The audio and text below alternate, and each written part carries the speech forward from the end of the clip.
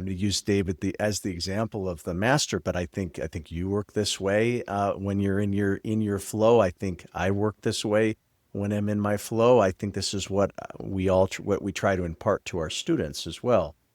But in any case, so picturing Dave in his zone, and I'm struck that there's, in a sense, there's almost like two dimensions. One is, yes, so one is sort of the outward facing dimension of, sort of observing, yes, what is it that you see or sense or hear in the individual, or even what do they say? So what's the information that you're receiving from that organism?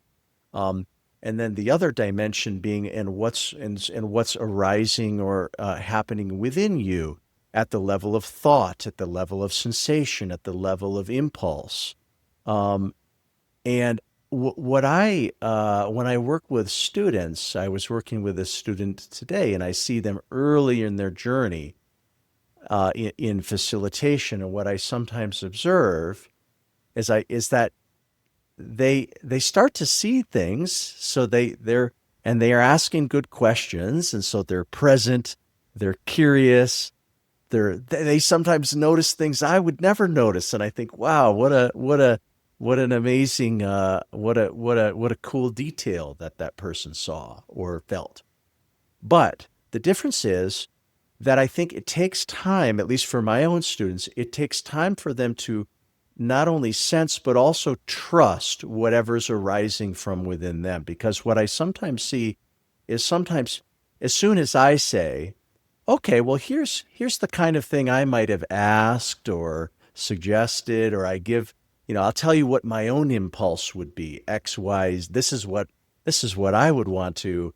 This is what my impulse would be in this situation. And they say, yeah, yeah, that matches. And so, in some ways, what I sometimes think is that we one of the things I think people learn as they become more experienced and more masterful is to not only sense and feel, but to follow their impulses and intuitions.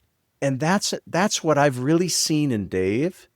Is, of course, he's seen thousands and thousands of people, so his eye is very, very sharp. He's seen many patterns, but in terms of him following his own intuition, it's like there's no hesitation, there's no gap.